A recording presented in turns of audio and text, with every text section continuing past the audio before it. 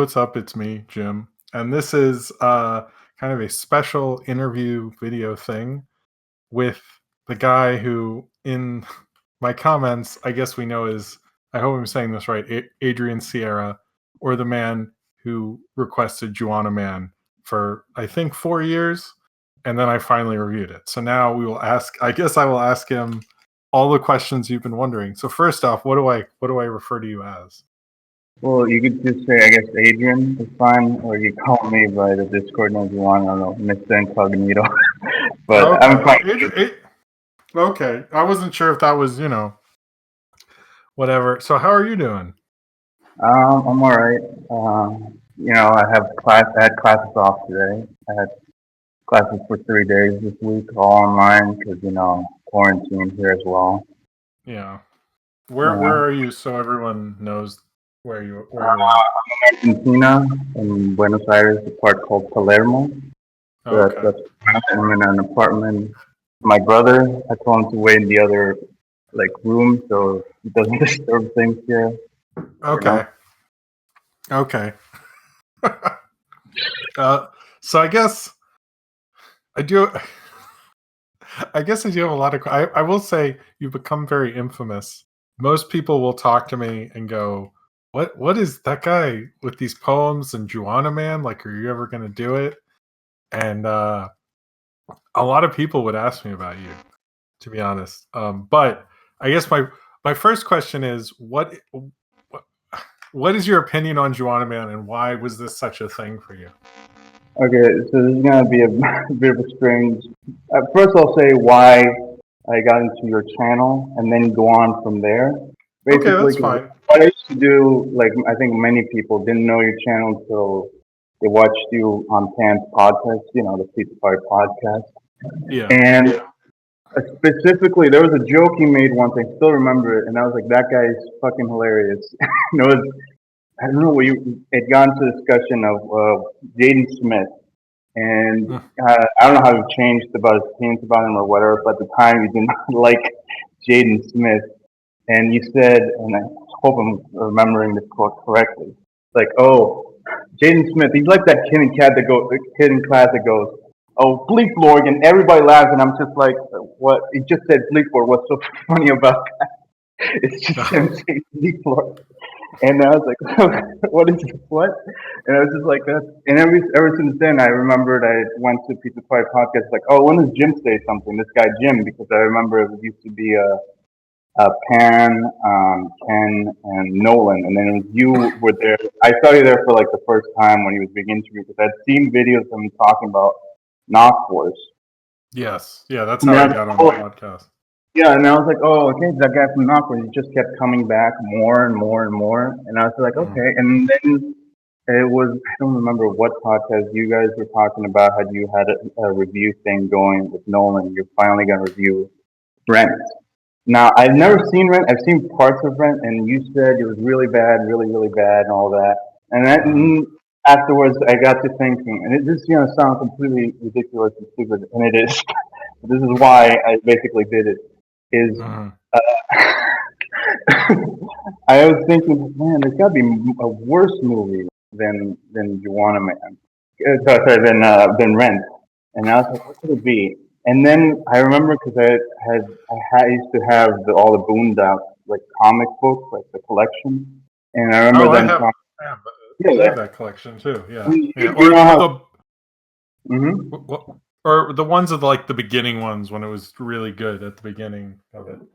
Oh, I had all the collections, the small ones and the giant ones, and I read through all at one point, because I remember I used to be really bit into Boondocks before, season 4, season 4. Yeah, the infamous season 4. Yeah. But no, so I was reading it, and I remember that, you remember character Caesar, who was the character that didn't make it into the show.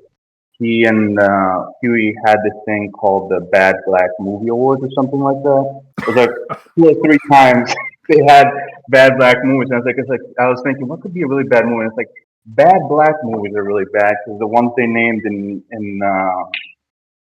the Boondocks were really bad. And then I was thinking, which one have I seen that's really bad? And it basically came down to 2. because they were both ones I've seen on Comedy Central a lot, play a lot, and they were Juwanna Mann and Double Take. I don't know if you know Double Take with Eddie Griffin and Orlando Jones. And so I was okay, which one? So then I don't think I've seen either fully, completely, but I've seen a lot of both of them. And it just came down to me thinking about the scene with the cop,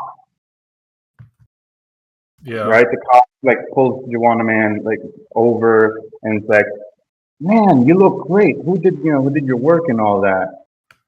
Oh, I'm like, oh my god, what did you do? Not that it's offensive, like because of trans thing. It was just because it was such a terrible joke that he just kept saying they should get the ear and nostrils. Yeah, the nostrils. Cut the hair in the nostrils. He just kept going. Cut the hair in the nostril. If you get it all up, and I was like, that is such a bad joke, and he just kept going on with it. Oh no, that joke goes on for it. I mean, it is sort of it is pretty offensive, but it does go on way too long. It goes on far too long. So it goes on way too long, and I was just like, this is the one because Double Take has a scene that I did find funny because I started to think which one if there was a scene in either that I found funny, and there was one in Double Take is because basically it's like a rich guy having to pretend he's a poor guy because people are after him. That's the plot. And he's trying to act as ghetto as possible, even though he's a very upstanding, like he wears a suit in the beginning and all that. And he just leans over and starts saying with like the most stereotypical black voice, you got some share small liquor? And just Eddie Griffin's reaction is like, what the hell are you doing? Made me chuckle. And like, he's like, come over here, and just gets more ridiculous. Slash small liquor. And I was like, okay, that one made me laugh. Juwanna Mann did not make me laugh, and it just had like the scenes I've seen are horrible. They said, okay, this one's the one I'm going to pick. I'm going to ask him to see this one. And my original plan was just to, because I've seen a lot of people who had YouTube videos. Like I know I Hate Everything as a guy who says, I hate Mars bars.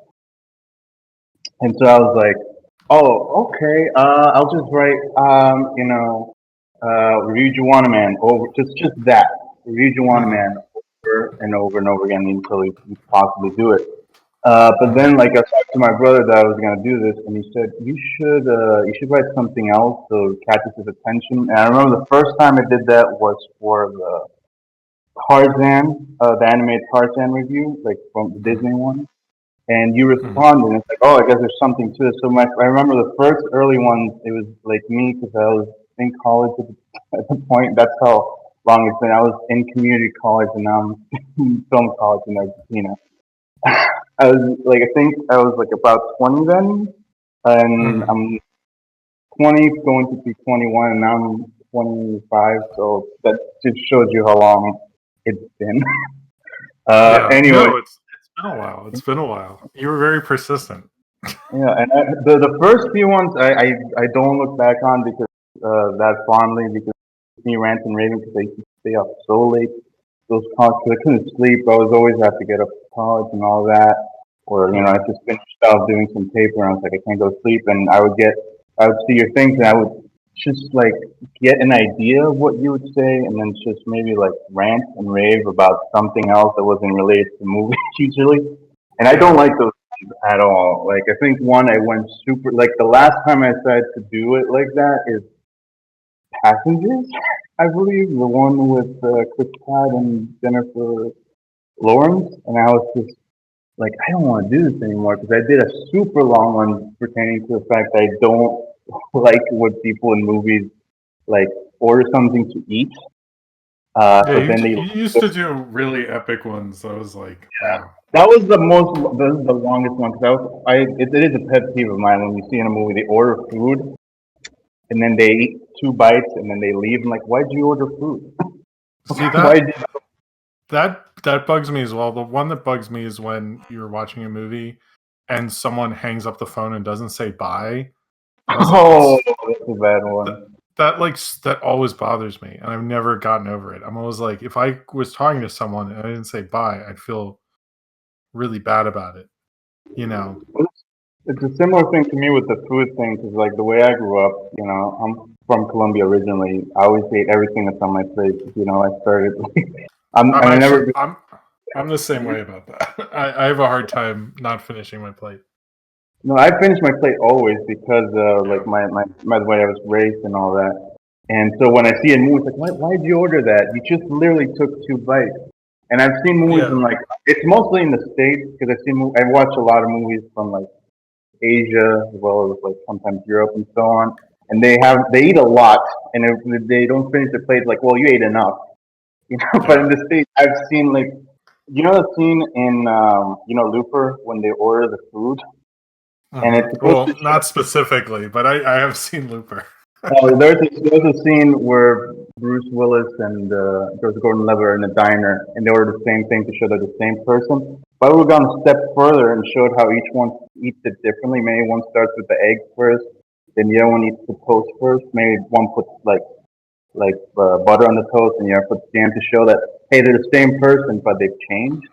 And I was just like, they ordered that, and then they had a shootout. I'm like, why'd you order? It was like a giant breakfast for two of people. Like, why didn't they Yeah. just order coffee if you're gonna do that? Like coffee black, and they both take it coffee black. That's the same thing. But anyway, I'm ranting. Maybe no, it's okay. Yeah, no, it's I mean, but I think well, they didn't plan it out in that case, but that is something that's annoying because they don't think about that stuff, Yeah.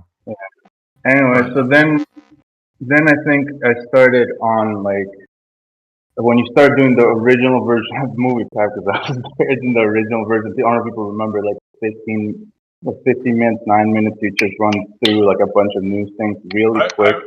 I've noticed that one's gotten sort of forgotten, but yeah, I like doing those. But that I like had a job change around that time, and I couldn't do that because you really had to like I had to be on my computer cutting like a madman to like get that out. And it was like by the I think every Thursday I put out it'd be like so sweaty by the it was but anyway, sorry, you didn't need to know that. But No, well, it's interesting to know.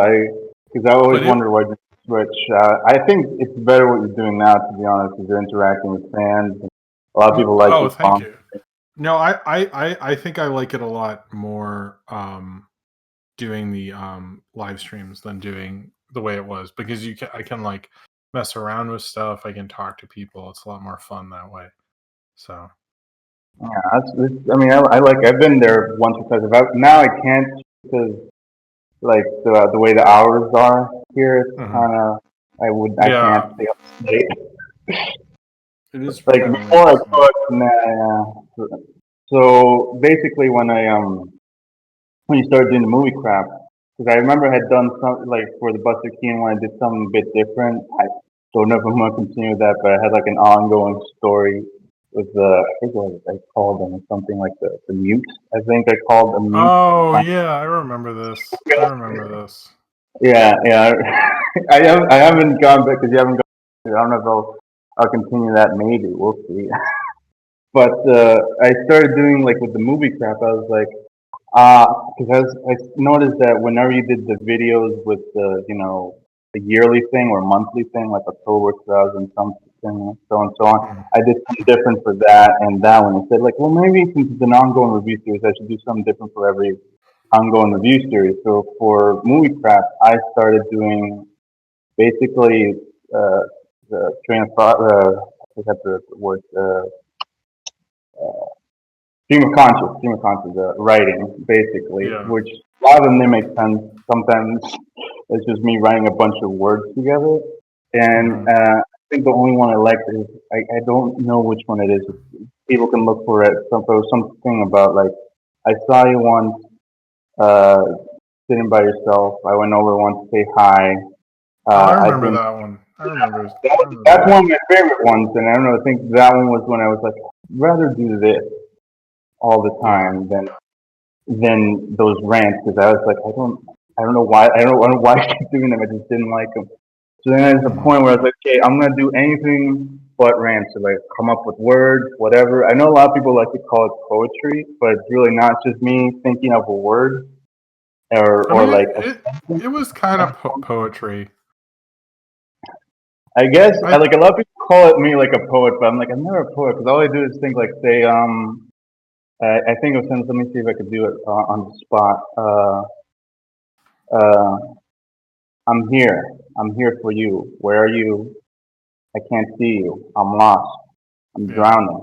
Where'd Well, you go? it's like free Something like that. form. Yeah, That's what I look freeform. at it as. And then from freeform, it went like I remember at one. I tried to do like because I was watching a lot of like old MTV bumpers, and they had the ones where people were talking and they would animate and they were telling stories. I remember one. I think it's for one of the like Planet of the Apes, the one from the '70s.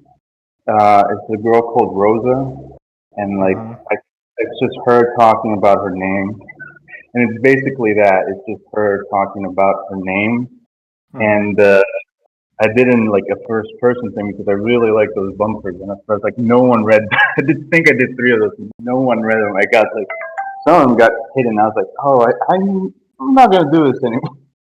I'm not No. gonna do this anymore. This is on. I like them, but no one else. So I decided to because I realized at one point I think I'm kind of doing it for like to get attention, so people see maybe convince you to be like, hey, check out this guy, do what this guy says. You do Juwanna Mann or something. No, It might. I would check them out. I really did like them because they were very like well, because it was also like it made people.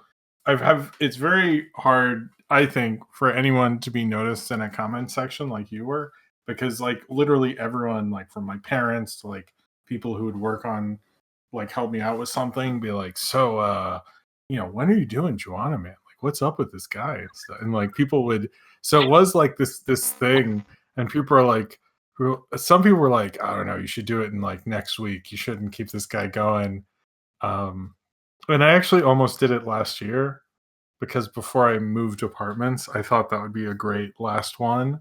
And then the day I was going to shoot it, got something happened and I couldn't do it. And I was like, damn it. Yeah, I remember that. And I was That like, was just, and I really thought that would have been a cool way to do it. And then I wasn't sure how to do it because I was like, well, how do I do it? So it was, but I do think you got attention. I will say, I definitely think I you was, did. it was never for me attention for me. At the end of the day, it really was just to get you. Even though at one point, completely, I was like, I just got to do it. At one point, I was like, fuck it, it may never happen, but I'm stuck here. I better see this to the end, which is something I'd never do. But Yeah. at the same time, there's some good things that came from me being in that, doing those things. One thing was, first of all, I met my best friend on the comment section. It was like one of your deep thoughts videos. I Oh, think really? yeah, it's probably one where you see like 50 replies between me and some other guy. We just kept going back and forth. Like this guy gets me. His name's he told me he doesn't mind, but his name's Augusto. You can see him as unknown 110. And Okay. basically, we just bonded, and I've talked to him ever since that day, and he became my best friend basically. Uh, Really? Wait, have you met yeah, in real life or just online or just? he lives in well, he used to live in Canada, now he lives in Canada. He's Japanese, Mhm. Peruvian. So I've only talked to him through Skype, but we got to know each other really well. And yeah, Wow. Wait. Oh man, I didn't know this. That's cool. So you so met? that Oh was my god, I didn't know like the comment section was bringing people together. This is yeah. crazy. I didn't know that. Well, because to me, I'm not in real life. I'm not like I'm not a very outgoing person. Very shy. To be honest with you, if I'm being completely candid here, he was technically my very first friend because I had friends in school, but they're not really friends. So I went for Mhm. like 20 years of my life without actually connecting fully with somebody until him. And Mhm. I was just like, this is great. And I met him on the comment section. This is just weird. Uh, Yeah.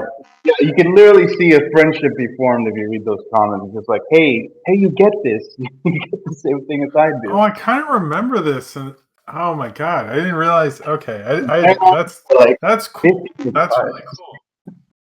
Yeah, so that was one good thing. And the other thing is that while writing, because like my favorite ones to ever write I didn't do them as often because they're harder to write and come up with.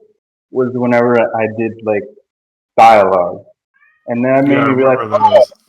like, oh, I can do dialogue. Cool. And afterwards, I was like, oh, well, this is a piece of cake because I've always been interested in movies. I know dialogue is not the most important thing. I struggle with writing stories, but I was like, if I ever need people to talk, I know how because I was from watching movies, and I just remember, I don't remember what movie it was. I think I was recently rewatching Cheech and Chong because I'm a big Cheech and Chong fan. I actually think they're criminally underrated. They're actually really great directors, not just like memes the way they set up a scene and Well, everything. they were, I think, in the 70s. The 80s stuff isn't as memorable, Well, but I haven't well, seen I it. could talk about Cheech and Chong and tell my opinion because I have a whole thing. I made my friend watch it, because I really like adore their stuff. But I remember I was watching Cheech and Chong and a couple other things I've been listening to. I'm a big rap music fan. I have been listening to a bunch, and I wrote like one of my favorite things. I wrote many of them was Lamar and Brody. I don't know if anybody can track all of those down. I think there might be like 7 or 8, maybe more. And those were my favorite to write because I always had this love of stoner films because when I was like young, like I'm Colombian, right? And I lived in Pennsylvania. That's like a very racist, very white town. Yeah. You never feel at home, and they never make you feel at home when you're there. So I remember everything I watched, everything just, and I don't have anything against white people or watch anything with white people. It's just you saw that every day, and you're like, you never saw a movie with starred two people, like that were ethnic in any way. And if it did, it was like a message movie, but it was never like movies that anybody would watch, anybody could watch. And then like I remember seeing the commercials for Hill and Kumar go to White Castle, and I remember like I was like, oh my god, this is two guys, and I didn't see it until like a couple years later. It was my very first stoner film. I'm not a stoner at all, but I love stoner films. And No, those are good. Those are good stoner movies. yeah, They hold. I so mean, when I- I don't like what's it? 2 is maybe the weakest one, but the one in the Christmas one, I was like, man, they hold up. They're pretty solid, I yeah, will say. well, two has some good things in it. It's just here and there is definitely parts that could be better, tighten up better. Yeah, I But mean, also 3 has enough gimmicks that you kind of like. I wish It's I'd seen like it. between WaffleBot and the 3D, like you kind of just like accept it, you know. Yeah, it's weird because I like those things. I also like a lot of art foreign movies. But anyway, so I adored Helen Kumar. I still love it. Go to White Castle. And I was like, that's the first time I saw it, and it's just a comedy, and then that's what I liked about it. You never saw that when I was growing up. It was always like, oh, it's like a message movie. Oh, they persevered, and it's like, oh, these two guys are just like going out really No, high. that was like kind of the problem with Hollywood then, especially in the late 90s, because in the early 90s there's more sort of Yeah. representation and stuff, but in the late 90s it like, especially like if you're in were you in like rural Pennsylvania or like more It was like, near Philly or no, what? not Philly. I always think it's Philly. It's a place no one's ever heard of. I'd rather not talk. I spend most of my life like it, but No, it's fine. But if you weren't like I grew up near a city, so you sort of get those movies more and get advertising for it more. But then if I talk to someone from the county, like far out, they'd be like, "What are you talking about?" They like wouldn't even know. So it was like it see, was like, far more. It was like way more segregated. Like yeah, then, it's kind of especially same then. thing.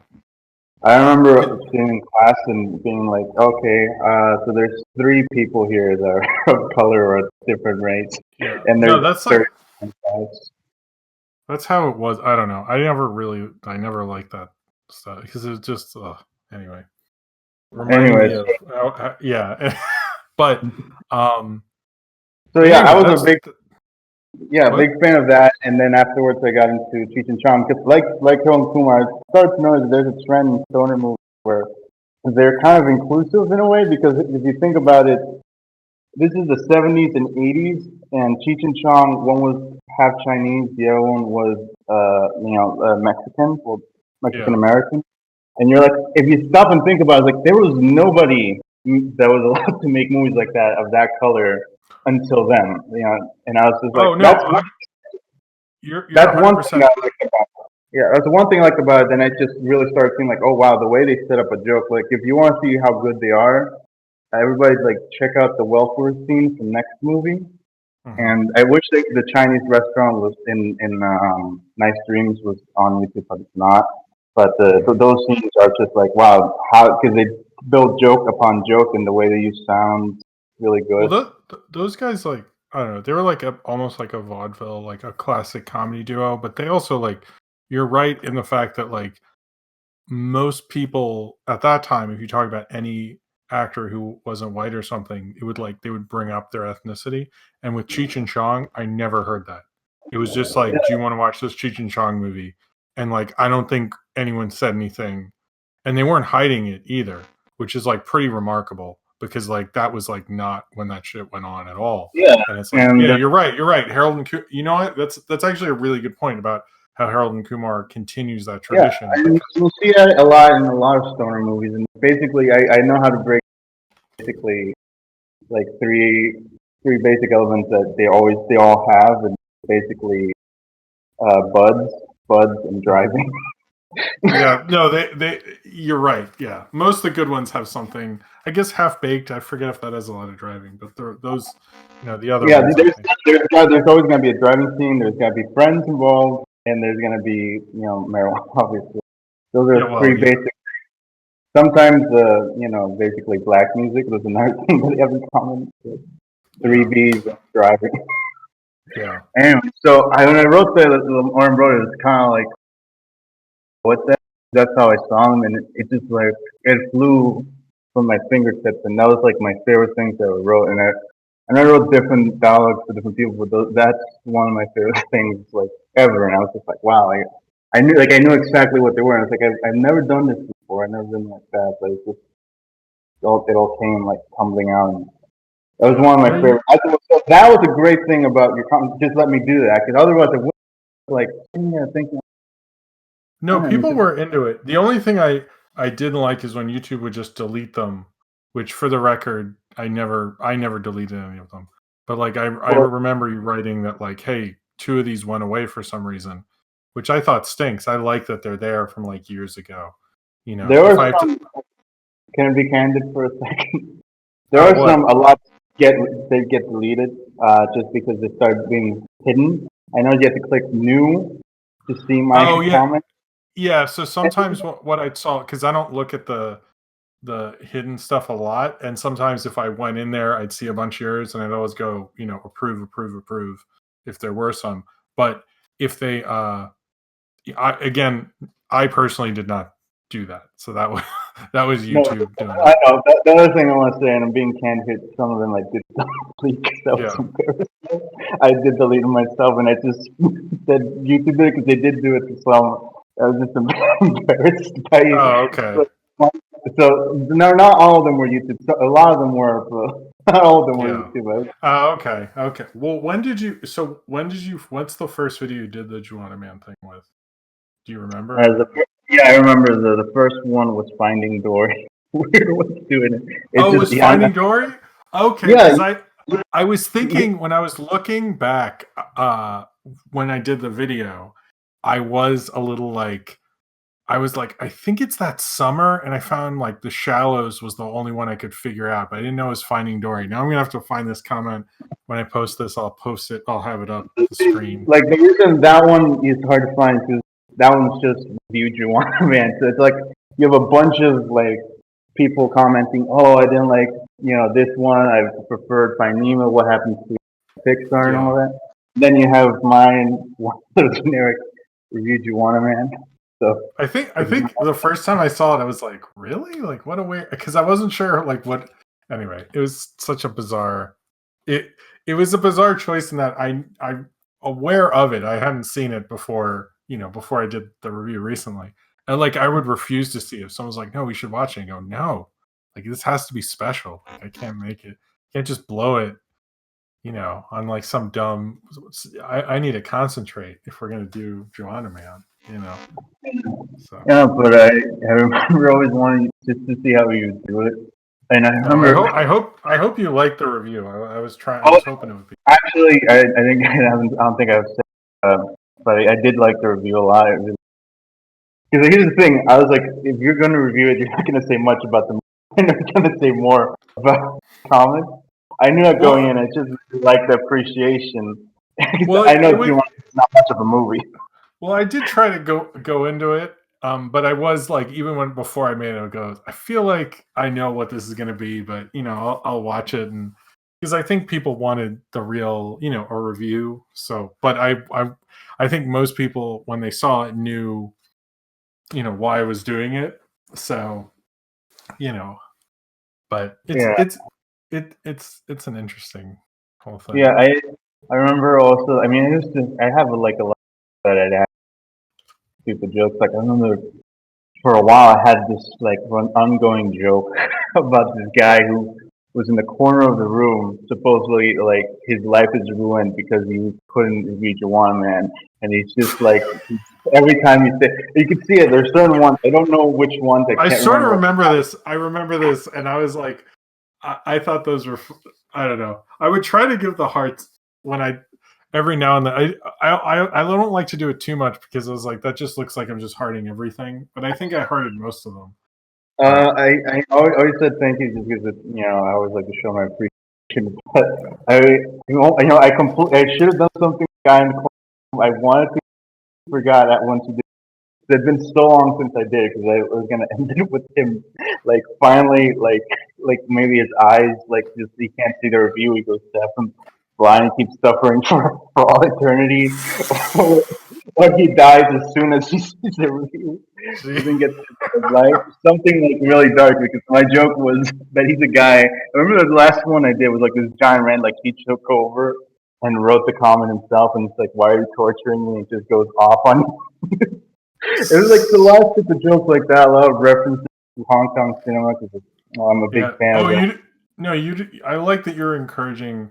I don't have enough time to watch all those movies and stuff that you'd suggest, but I like that you're at least like turning because I'd hear people go, I don't know, this guy mentioned that movie. I'm sort of into it, so I like that was like going on and stuff. Oh yeah, because I could talk about like my thing with like foreign movies because growing up in Colombia, you start off watching stuff like dubbed.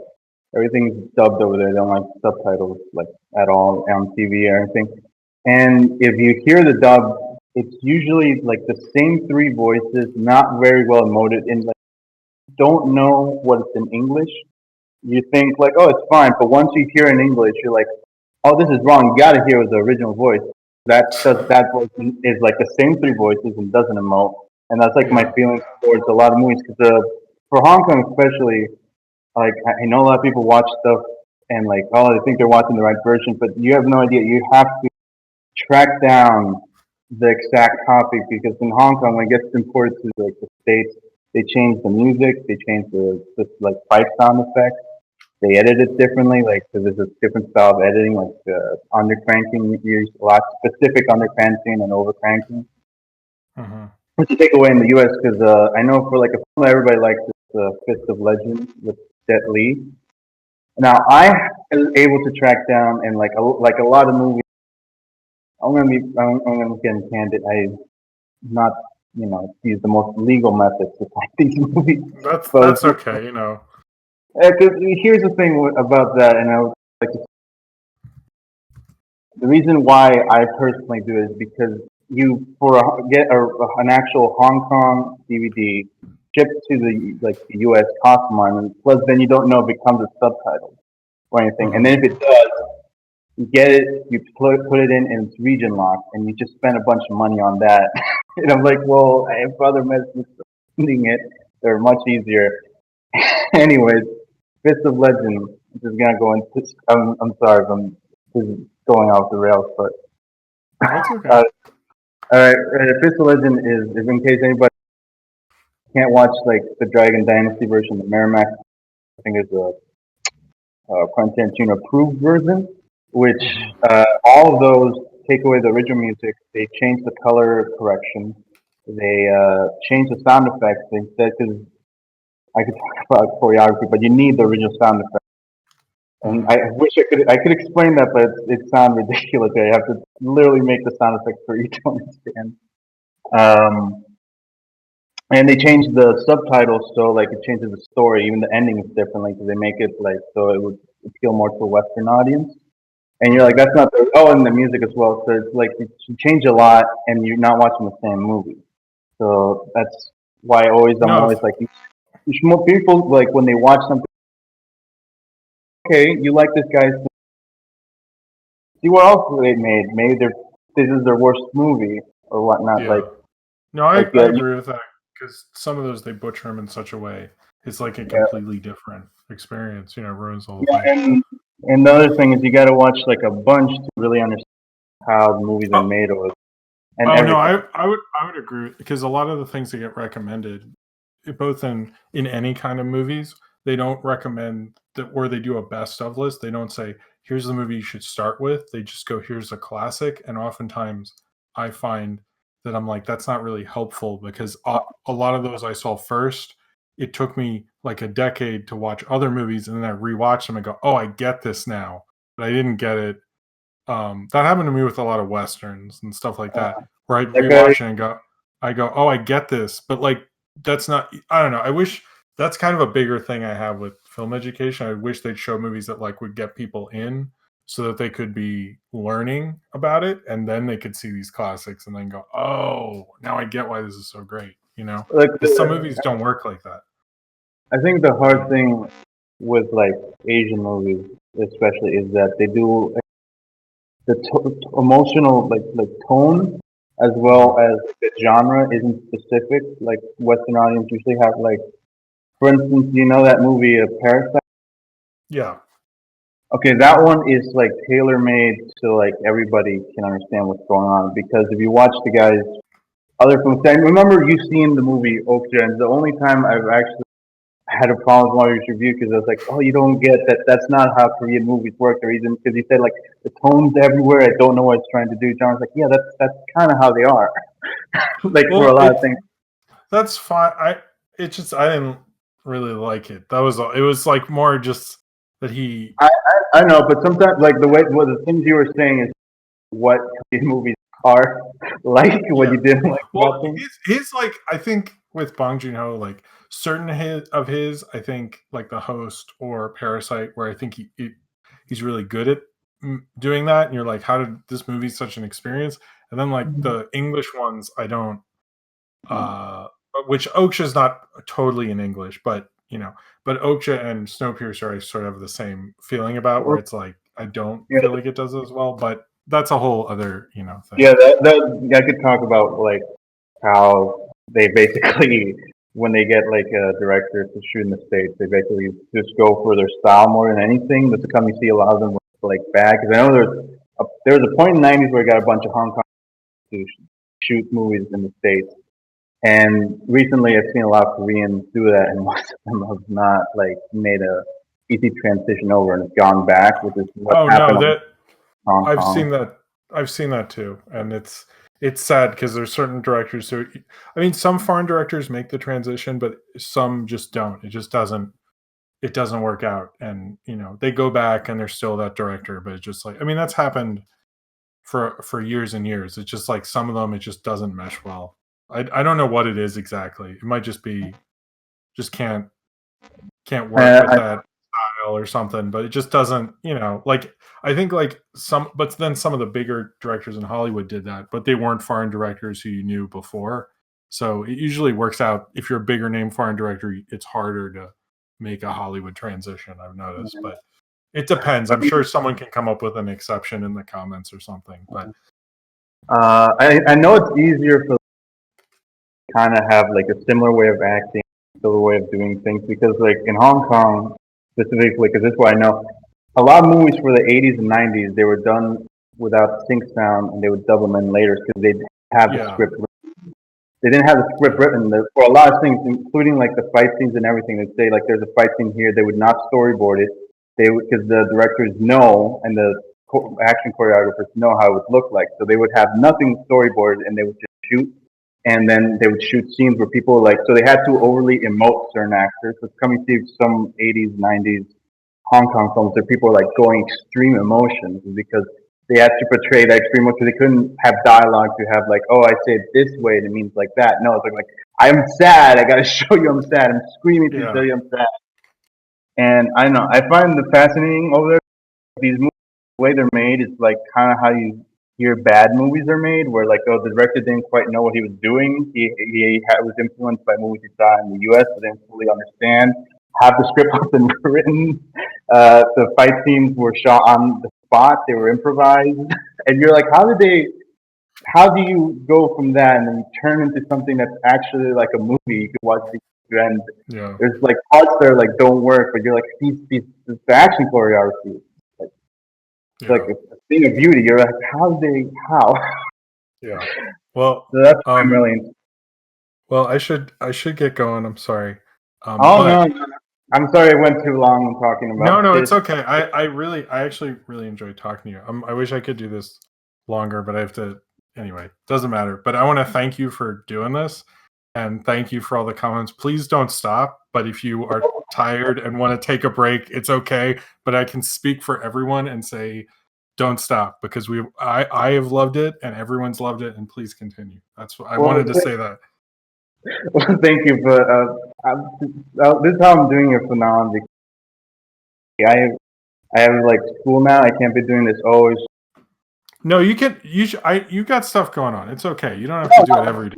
Like the way I'm doing it now is actually writing your video and then thinking, okay, this video I'll put. I feel like okay, cool. Yeah, that's much easier for me. All right, cool. Well, anyway, thank you very much for being on, and everyone, make sure to comment below and subscribe if you would like. Comment something different. That'd be fun. Everybody comment something different. Doesn't make sense with the video, even if you want to say this guy's cool. Comment something different, because that'd be more in tune with what I usually do.